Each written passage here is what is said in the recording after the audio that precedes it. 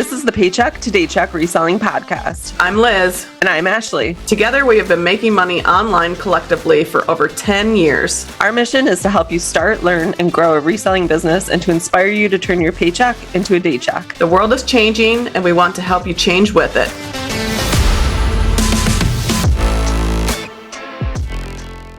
Welcome back to another episode of the Paycheck to Daycheck podcast. In this episode, we want to talk about what exactly retail arbitrage is and how it works with Amazon, especially Amazon FBA. We wanted to kind of touch on the basics of retail arbitrage because in our next guest episode, we are going to have Nikki Kirk on, who is an Amazon FBA seller. She is also the owner of Your Seller Guide and also Your Selling Podcast, which I had the honor to be on, and that episode should be coming up. So if you follow us on social media, make sure you are looking out for the episode. We're going to share it once it is live. So let's first talk about what arbitrage is. And it's pretty simple. It's taking advantage of a price difference, buying an item at a low price at one retail store and selling it for higher. You're buying directly from a retail store. So for example, you find an item at Walmart that costs $10 that you can purchase, and then you can sell it on Amazon for $40. So you will then, after the Amazon fees and everything that goes into that, then you'll be left over with the profit. With retail arbitrage, you never want to buy an item where you're not going to make any money. So how does retail arbitrage work? Products don't cost the same everywhere. And I think a lot of people don't realize that. When we were full-time RVing and in different cities, the prices of items were completely different than in other areas. I remember traveling in a very small town in Wyoming somewhere. I think it was Rockwell, Wyoming. Very small town. They had a Walmart and their ink prices were extremely low. And I remember going in and finding this clearance section in Walmart and buying out every single ink cartridge that they had.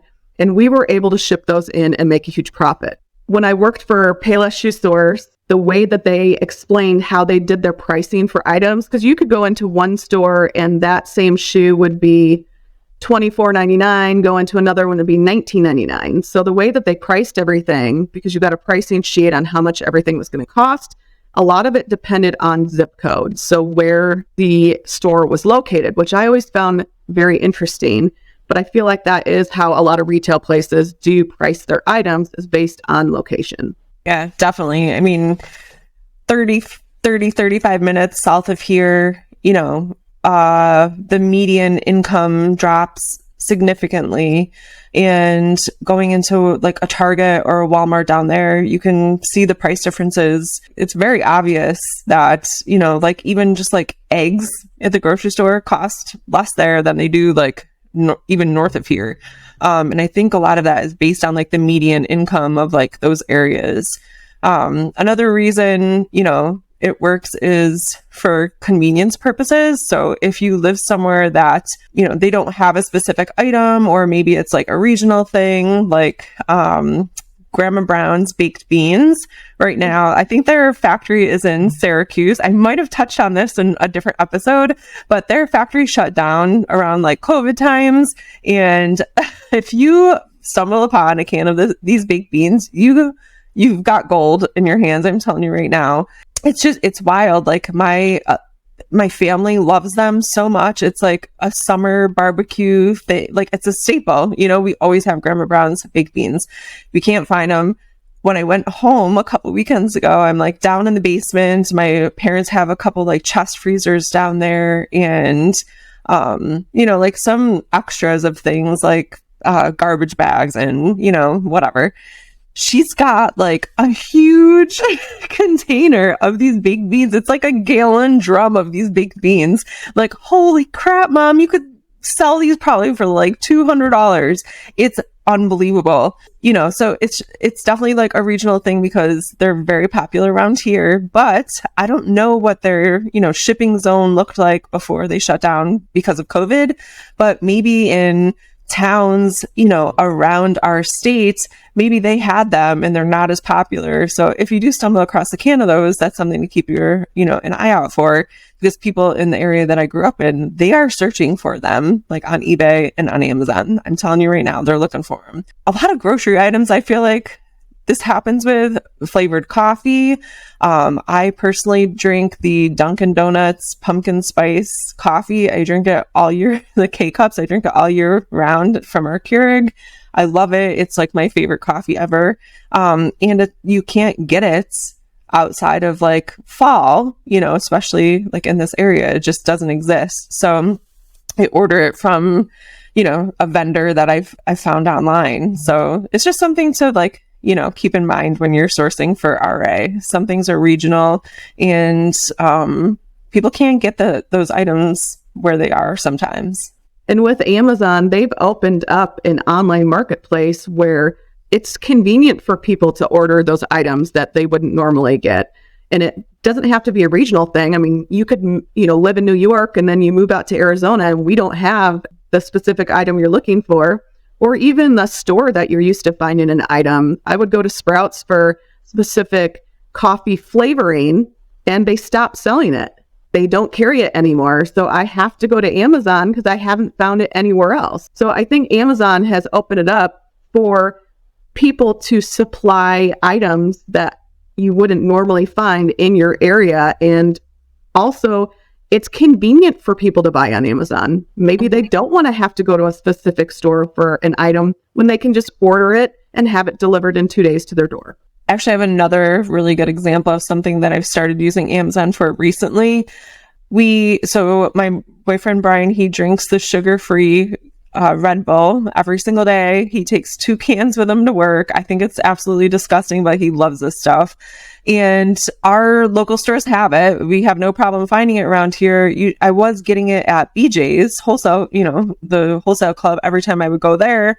But the problem is, like, it's so heavy. Like, the case that I would buy, it's so heavy. I can get it in the cart, but then like lifting it up and out of the cart and into like the back hatch of my Outback is just, I don't know, it sucks. I don't want to have to carry it all over the place and then unloading it and bringing the case like into the house. It's just annoying. So I looked on Amazon. It's actually slightly cheaper to order on Amazon. And now it shows up at our door every single month. We get 2 cases a month and he brings it into the house and I don't have to touch the dang thing. So it's perfect. It's beautiful and it works. It's just, like you said, it's convenient.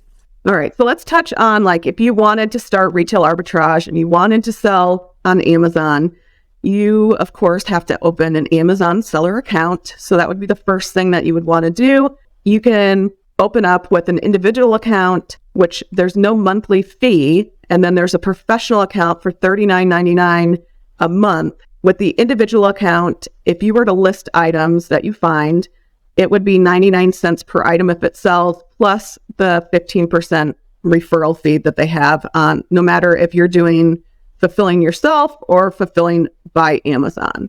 So that's definitely going to have to be your first step, because in order to kind of figure out what products to sell, or when you're out in retail stores, what do you buy, you're going to need your Amazon account to be open. So when you first start out and you're going into these retail stores, you can use the Amazon Seller app and the FBA calculator.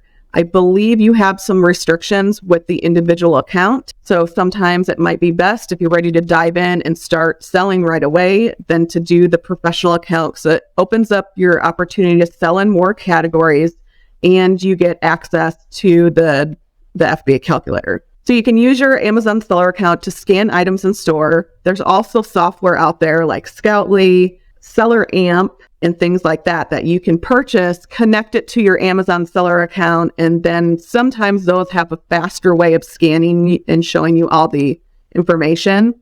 But that's really important when you're doing retail arbitrage. When you first start, you're going to be gated in certain items. And the only way you're going to determine what you can sell in your account is if you're scanning the items. It's very time consuming at first. A lot of people start at like the Walmart clearance section. They start on one end, they scan every single thing. And by doing that, yes, it is very tedious, but you're able to understand how it works, and if you're able to sell that item. So each Amazon listing will have what's called an ASIN, and that is a unique code that Amazon gives to every single product. So when you are trying to get ungated with the auto ungate list, we'll have a list of ASINs. You take that, you add it to the catalog, and it should auto ungate you. And when you're out scanning in the aisles and you scan a barcode on the bottom of a box, if you have to request approval, always press request approve, because you could be scanning an item that you can be automatically approved to sell. You don't need to provide Amazon any documentations or invoices to show that you have bought in bulk to have permission to sell that item. I wanted to mention really quick, like with the ungating, thing, when let's say there's 10 people that open an Amazon seller account, those 10 people are going to be gated and ungated in different things. So just because, one person on social media is saying that they're gated in this and they can't sell it and they're trying to get ungated, that doesn't necessarily mean that you're going to be gated in it as well. As far as getting ungated in items, the more you scan, the more items you're going to come across, like Liz said, and the more items you're going to come across that you're able to auto ungate in. So it's kind of a vicious circle, but the more things you're ungated in, the more things you'll become ungated in. So it's really important to scan out like everything with a barcode, go through your pantry, go through your cleaning products, just scan stuff, just to scan it and just to see what you're able to sell.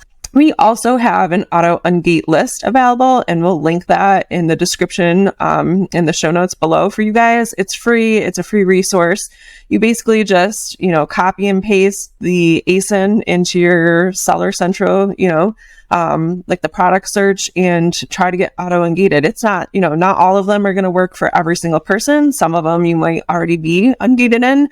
But like I said, the more you can get ungated in, the more Amazon is going to ungate you in things, so you have the opportunity to sell those items. When you first start, I know one of the categories that you're not going to be able to sell in is going to be grocery and gourmet items. So you would need to get ungated.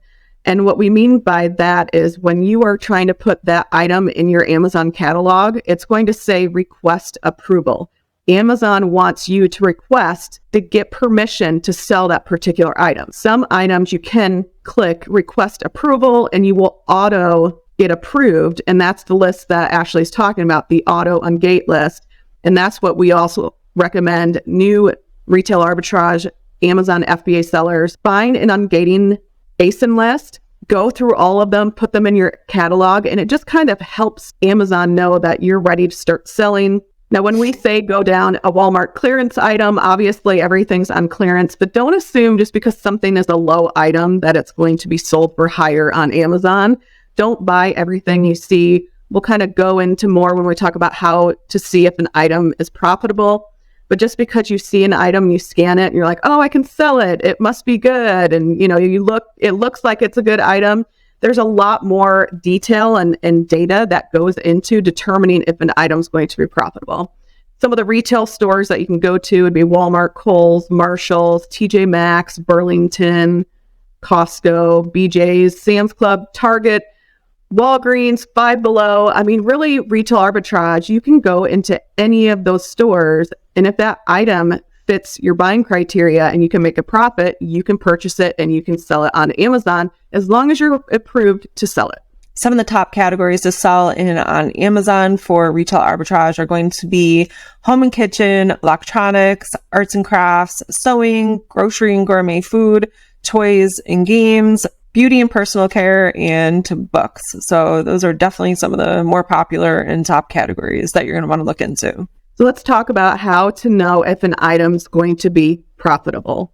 So we mentioned the FBA revenue calculator that you can put in all the information and it will tell you the profit via fulfillment by merchant, which is if you ship it yourself and pay for shipping, or if you go through FBA, which is fulfillment by Amazon, you pay them an additional fee and they pick, pack, and ship that item and you don't have to worry about it. One thing to understand, when you're scanning that item, there's a cost of goods. Scan the item, you would put in the sale price, what you're going to sell that item at. and then put in your cost of goods, how much it would cost to ship the item into Amazon if you want to do FBA, then hit calculate, and it will give you all the data of your net profit and net margin. And why that is so important is because different items are going to have different fees. So if you're buying a small box of maybe teas to sell, like maybe tea bags, that's going to have a different fee. And depending on the price too, it's going to have a different fee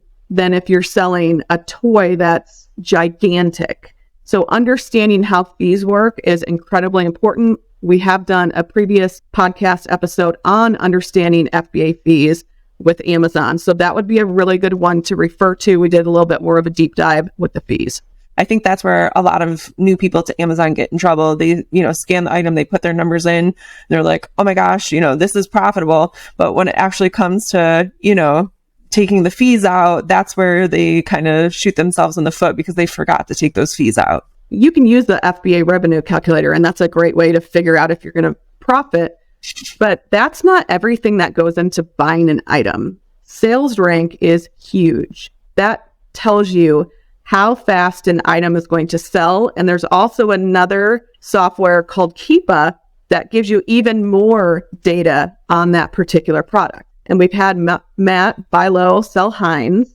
He's been on as a guest talking about Keepa and why that is so important, especially as a beginner seller with retail or online arbitrage, is to make sure you understand sales rank and what the Keepa chart is going to provide. He says, do not buy an item without looking at a Keepa chart. And I think that is so true, because it's not just going out and finding an item that you can buy for 10 and sells for 40. Well, if that item has 52 sellers on it and it only sells 2 items a month, or maybe you scanned it and the price was really, really high and it looked like it was selling for that amount, but somebody just listed it really high. I mean, there's just so much data that you have to look at per listing. Keepa will show you how many sellers are on that listing, the sales rank of that product, what the buy box is at, and then what the lowest and the highest prices are. So you get historical data on that product. So let's talk now about some tips for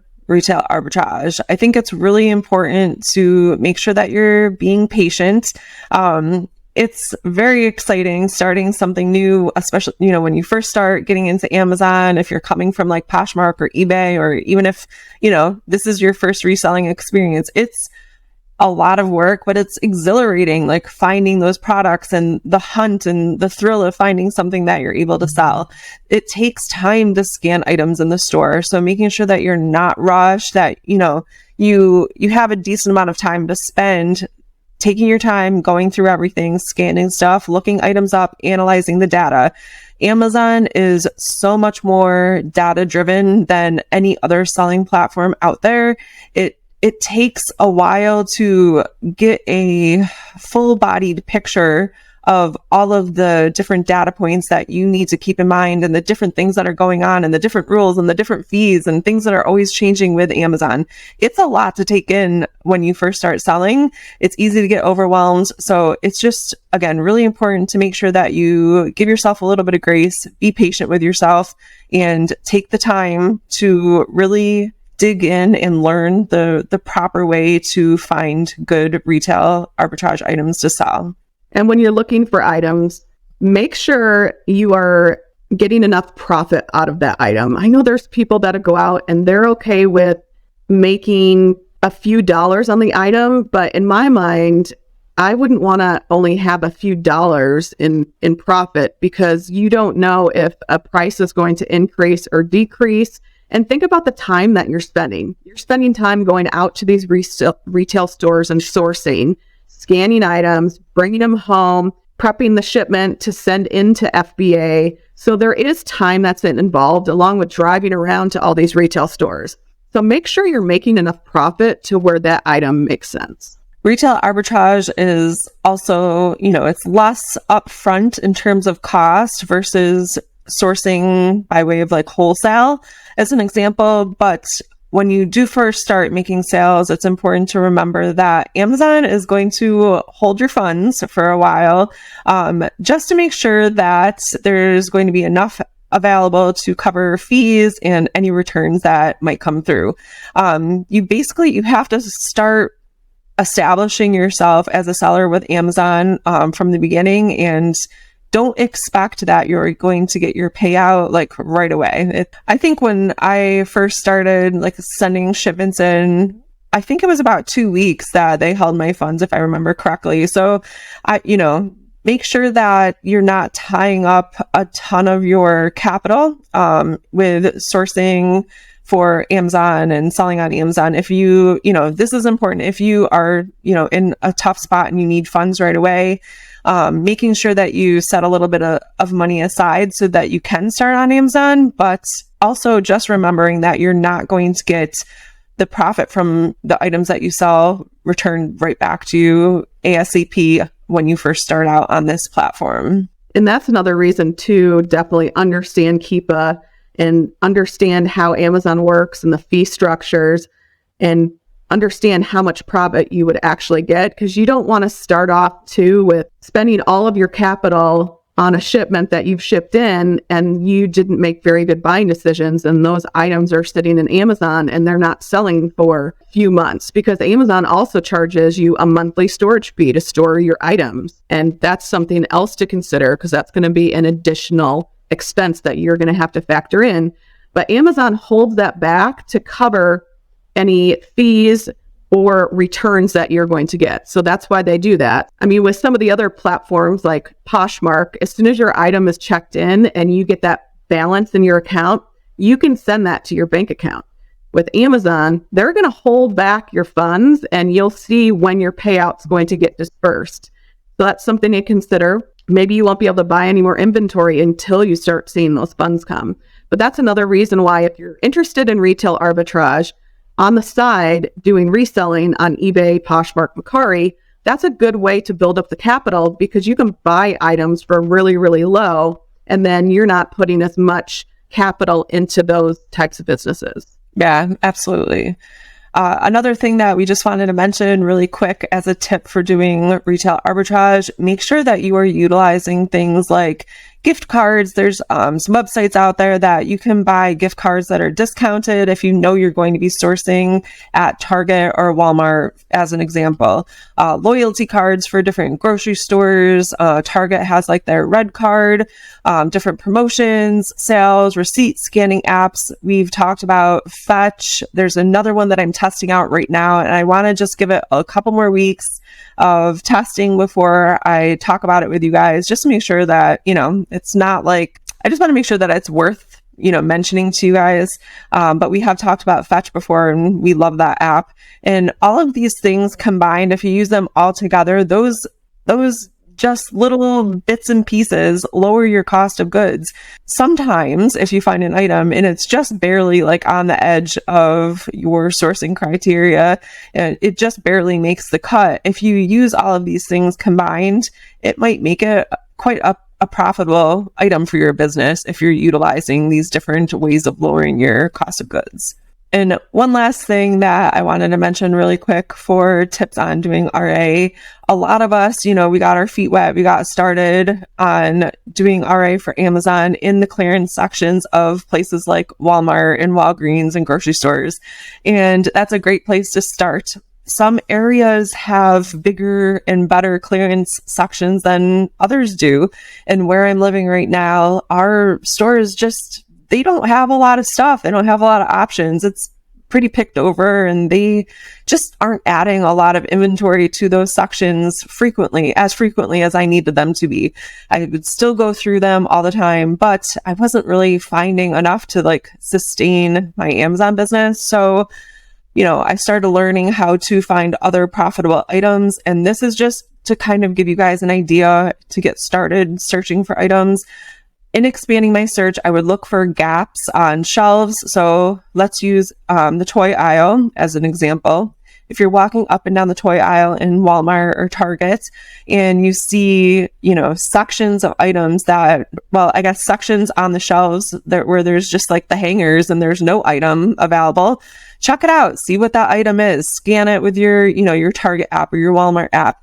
see what the selling price is. Is it discontinued? Like, what's going on with it? Is it available in other places? Look it up on eBay, look it up on, Keepa, scan the barcode with, your seller app, your Amazon seller app, and see like what comes up. Just do a little bit of research, because if there's gaps, then it might be hard to find. It could be that they're not producing as many and it's kind of becoming a popular toy, or maybe it is a really hot toy right now and maybe, your Target doesn't have it, but your Walmart does, and you're able to run across the street and go get it over there and then send it in.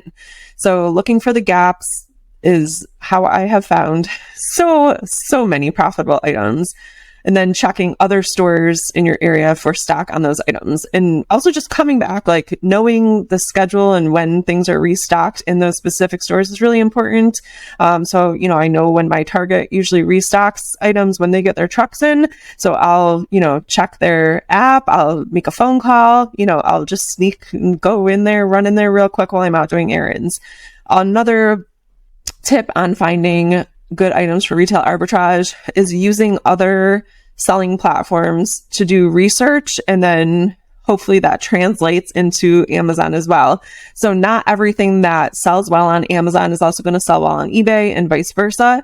You can use those selling platforms sometimes to find profitable items. So I will do a search on eBay, for an example, for like Target exclusive or Walmart exclusive, and then see what comes up. And a lot of it, again, is toys. That's like kind of like what I'm into for selling and retail and online arbitrage. But, you can look up different search terms as well on eBay and then see if that translates into a profitable item on Amazon.